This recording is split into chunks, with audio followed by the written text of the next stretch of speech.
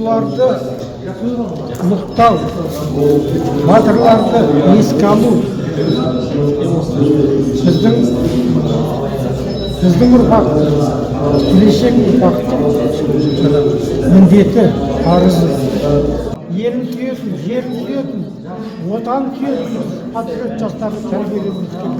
Сондықтан да бүгінгі іс-шараның бүгінгі күнгі ең басты мақсаты келешек ұрпақты тәрбиелеу. Отанын, жерін, елін сүйетін ұрпақты тәрбиелеу.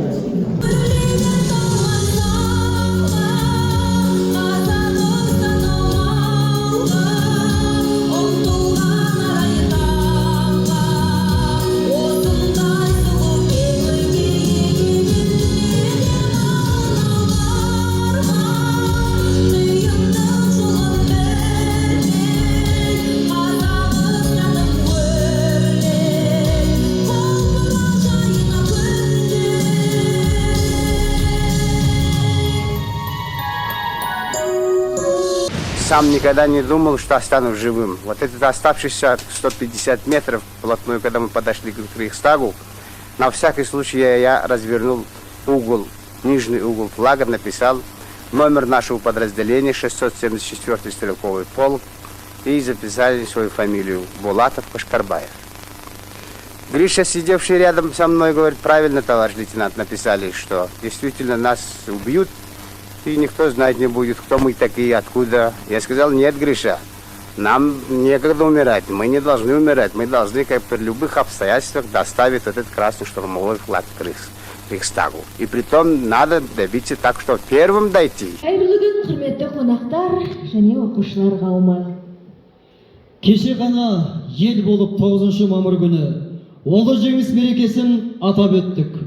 1941-1945 жылдар аралығында ұлы отан соғысына 35 миллион адам, соның ішінде 1,5 миллион қазақстандық қатысты. Бұл республика халқының 18 бен 50 жас аралығындағы ересектердің 70% болатын.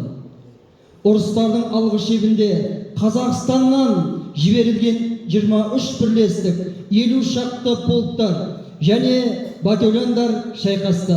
Қазақстандықтар Мәскеу мен Ленинградты және Украина мен Беларусьты, Балтық елдері мен Молдованды азат етуге атсалысты. Берлин шабуылына қатысты. Бүгінгі республикалық ғылыми конференцияның тақырыбы отан үшін отқа түскен қос батыр деп аталуы да бекер емес. 4 жыл жүрген ұлы отан соғысының соңғы нүктесін қойған Берлиндегі Рейхстагта ұлы жеңіс туын бірінші болып орнатқан Қазақстанның халық қаһарманы Рахымжан Қошқарбаевтың биыл 100 жылдығы. Ал былтыр қазақ детектив жанрының негізін қалаушы, жазушы, ұлы отан соғысының ардагері, мемлекет және қоғам қайраткері Кемел Тоқаевтың 100 жылдығын атап өттік. Берлиндегі Рейхстагқа ұлы жеңіс туын тіккен Қазақстанның халық қаһарманы Рахымжан Қошқарбаев пен қазақ детектив жанрының негізін қалаушы, жазушы, ұлы отан соғысының ардагері, мемлекет және қоғам қайраткері Кемел Тоқаев екеуі соғыс жылдары бұрынғы қазіргі Бишкек қаласындағы жаяу әскерлер училищесінде оқып, сол жерден соғысқа аттанған қазақтың қос батыры, соғыс шебінде асқан ерлік көрсетіп, талай орден медалдармен марапатталып, соғыстан кейінгі жылдары ел үшін аянбай қызмет жасаған. Биылғы жылы 10 мамырда жерлесіміз кемелтанушы, жазушы, қоғам қайраткері Бақтығали Айжігітовтің ұйымдастыруымен сол Бишкек қаласындағы бұрынғы жаяу әскерлер училищесі, қазіргі номер 30 мектеп гимназиясында екі қос батырға арнайы патриоттық бұрыш ашылып, ас берілді. Оқушыларға архивтік және кітап көрмесі насихатталып, халықаралық конференция өткізілді. Бүгінгі өткізіліп жатқан іс-шарамыз соның жалғасы. Алғыс Айжігітов Бақытқали ағамызға, Жақыпбекова Әлия ханымға және Талғар ауданының әкімшілігіне алғыс білдіреміз. Құрметті қауым, бүгінгі республикалық конференция қонақтармен таныстыруға рұқсат етіңіздер. Әлібеков Мұхит Бейсенбек Дүйсенбекұлы, аудандық маслихат төрағасы. Жақыпбекова Алия, мәдениет саласының үздігі, қоғам белсендісі, ақын, сазгер. Сейітбек қызы Күлзира, Алматы облысының халықаралық қазақ тілі қоғамының төрағасы. Айжігітов Бақтығали Сахынғожаұлы, кемелтанушы, зерттеуші, насихаттаушы, жазушы, құрмет белгісі, Қонаев орденінің иегері, қоғам қайраткері. Бұлдыбай Анарбай Сағиұлы, Әл-Фараби атындағы Қазақ ұлттық университетінің профессоры, филология ғылымдарының кандидаты, халықаралық Шыңғыс Айтматов академиясының академигі, Қазақстан жазушылар одағының мүшесі. Нұрбеков Сәкен Жұманұлы, Әл-Фараби атындағы Қазақ ұлттық мемлекеттік университеті журналистика факультетінің доценті, профессор. Шомақов Серік, сатирик, жазушы, журналист. Жамботаев Дәулетбек Құрманәліұлы, халықаралық Қонаев қорының президентінің кеңесшісі, Балқаш ауданының құрметті азаматы, Кемел аға әннің авторы. Дәндібаева Ұлбосы Мұхамеджан қызы, балалар әдебиетінің жазушысы. Бейсебаев Адам Имранұлы, Қазақстан халық ассамблеясының мүшесі. Әжімхан Ахмет Әжімханұлы, қоғам белсендісі. Және де бүгінгі іс-шараға Алматы облысының Талғар ауданының зиялы қауымы, қоғам белсендері, мектеп ұстаздар мен оқушылары қатысып отыр. Рахымжан Қошқарбаевқа және Кемел Тоқаевқа өткізіп отырған шара бұл ұлыларды ұлықтау, оның жақсылығын айтып, жас ұрпаққа жеткізу біз үшін үлкен бір парыз деп ойлаймын. Фашизмнің ордасы Рейхстагқа ту тігу, бүкіл дүние жүзі көз тігіп отырған, бүкіл халық аңсап отырған жеңістің туын тігу қазақ Рахымжан Қошқарбаевтың маңдайына жазылды. Бірақ соған Рейхстагтың екінші қабатына кіреберісіне қызыл туды тіккен Рахымжан Қошқарбаевқа Совет одағының батыры деген атақ алу бұйырмады. Өйткені ол саясатқа келмейді, оның орнына Кантария мен Егор, бір грузин, бір орыс не болды. Ал енді Рахымжан ағаларының өмір тарихы өте қиын. Жетімдікпен, жетіспеушілікпен өмір сүріп, осында қызмет істеп, енді кеше күні біз сол кісінің тұқымдарын жеңгейді іздеп, ол кісі қайтыс болып кеткен екен, қызын іздеп, немерелерін іздегенде ол кісілерді табудың өзі қиынға айналып кетті. Яғни осындай ерлік көрсеткен адамның бірі қазақ мынау детектив жанрының негізін салған Кемел Тоқаев аталар. Бұл кісінің екеуінде мен көзім көрдім. Кемел Тоқаевқа дейін қазақ детектив жанрын, қазақтың біз қызығып оқитын, әсіресе қазір шетелдің әдебиетін қарап оқитын жанрды біз қазақша оқитын қазақ жазушыларынан бірен-саран бір әңгіме үзінді болмаса көрмейтінбіз. Ал осы Кемел ағамыз осының негізін салып, соның үлкен бір дәрежеге көтерілді.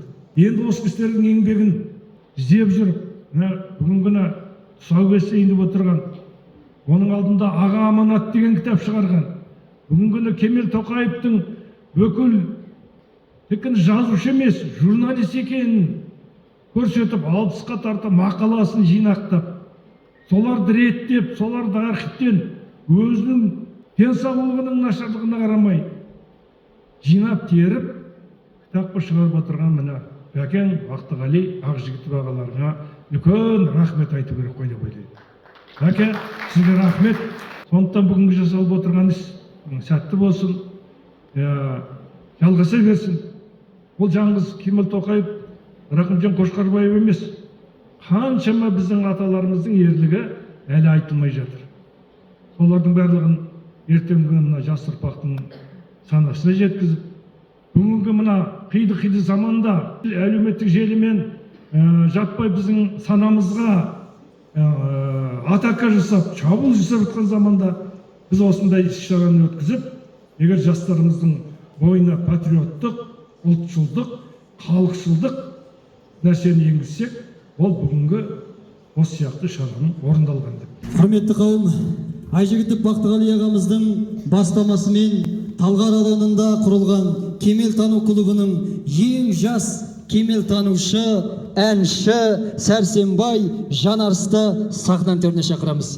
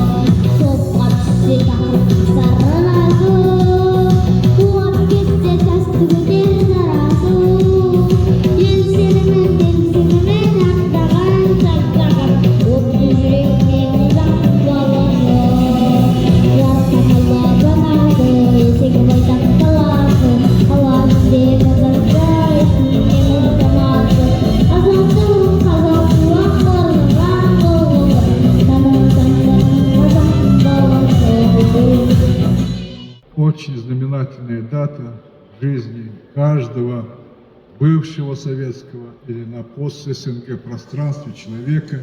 Это как раз День Победы. День Победы, чтобы мы в дальнейшем мирно могли созидать, трудиться, учиться, развиваться. И в этом их большая заслуга. И здесь все-таки огромное место занимает именно, вот мы говорим, Хоспатр Казахша, но на казахском Хоспатр два этих наших представителя, наших старших поколений, то есть два героя. Халық қаһарманы Рақымжан Қошқарбаев пен қаламгер жазушы Кемел Тоқаевтың 100 жылдығына орай өткізілген отан үшін отқа түскен қос батыр атты ғылыми конференцияға қатысып, белсенділік танытқаны үшін сізге шынайы алғысымды білдіремін. Еселі еңбегіңіздің алдағы уақытта да жалғасын таба берсін. Сізге зор денсаулық, жұмысыңызға, табыс, отбасыңызға бақыт тілеймін деп отыра келе бірнеше азаматтарға алғыс хатты тапсыруға рұқсат етіңіздер. Осы бәтіндегі алғыс хат құрметті Бақтығали аға сізге табыс етіледі.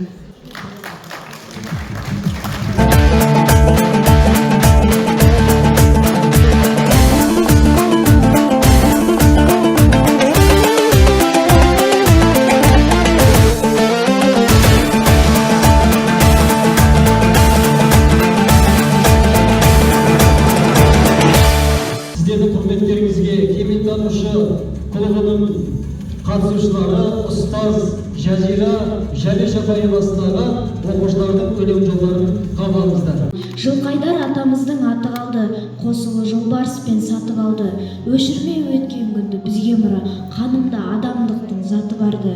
Кемел аға ойындағы арман еді, бабасын ұрпақтап жалғап еді.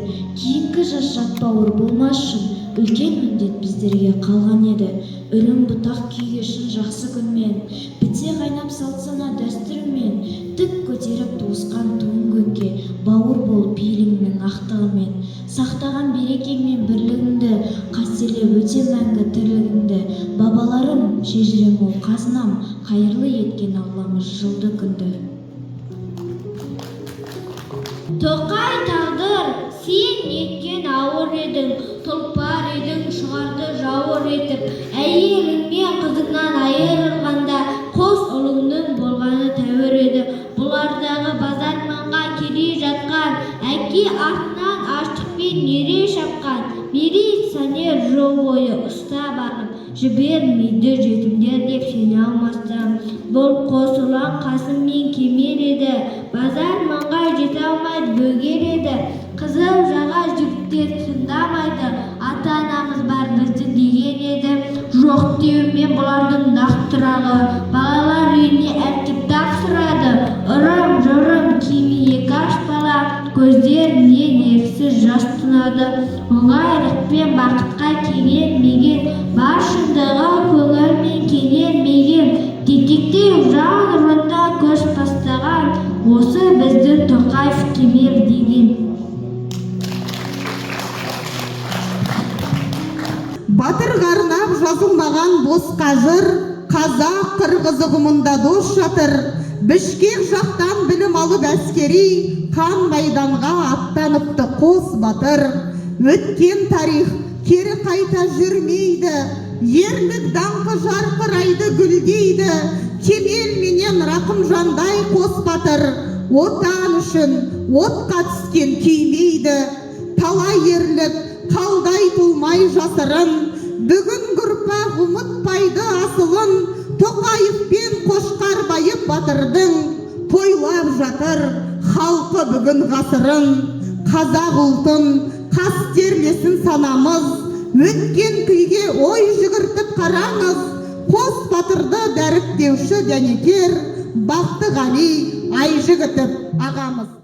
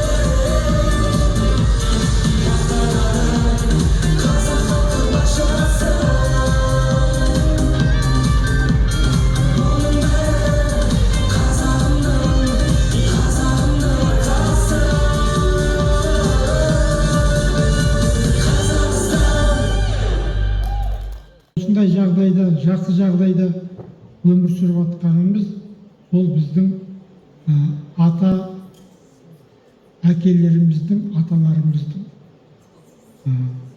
осындай төздерін оққа тосып жан пида еткен ата әкелеріміздің арқасы. Біз соны ұмытпауымыз керек. Алматы облысында 56 кездесу өткіздім.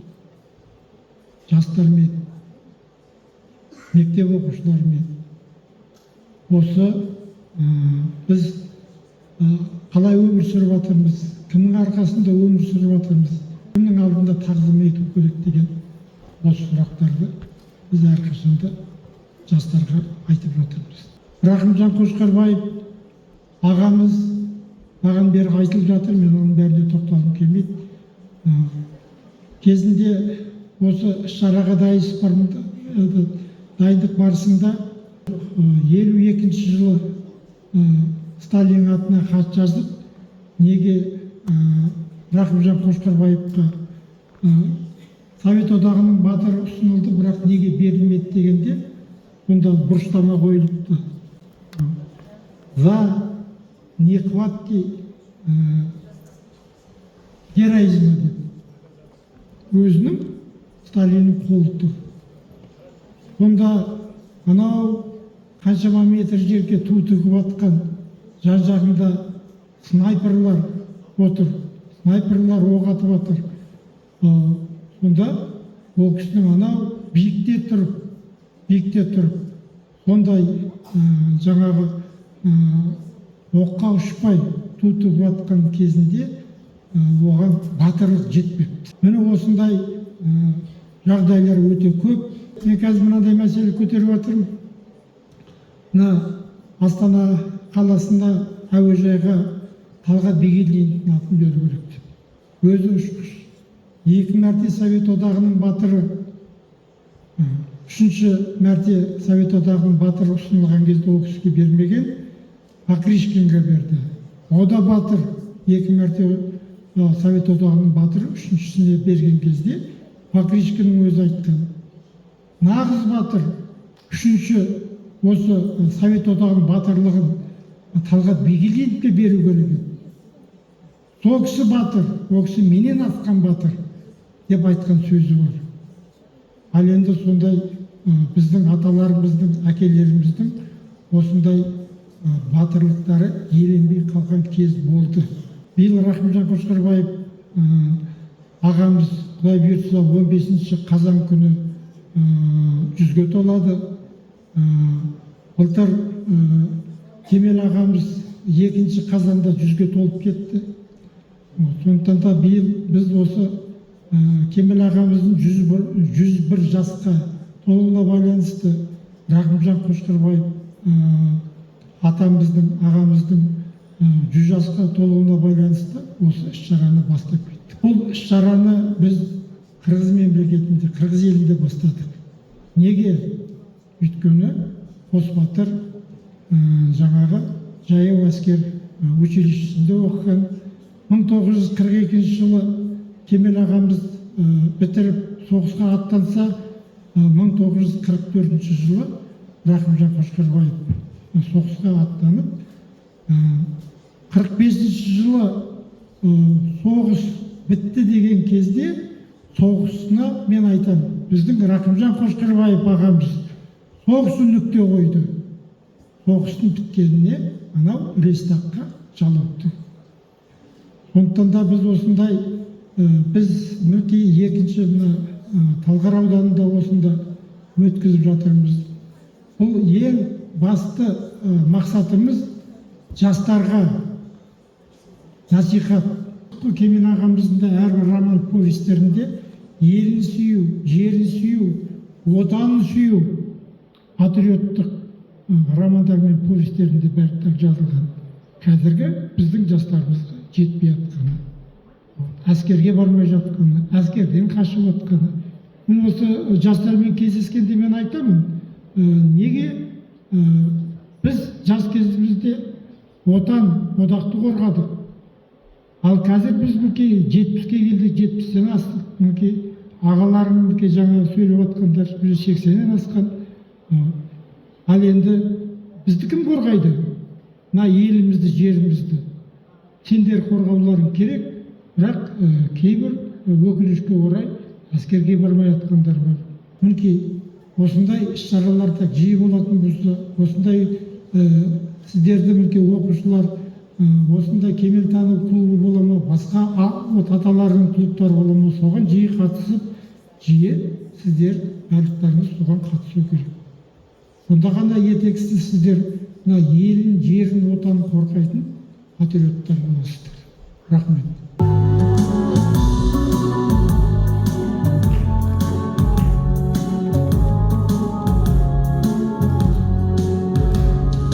Кемел аға адалдықтың айдасын, еңбек етіп елге тиген пайдасын, отан үшін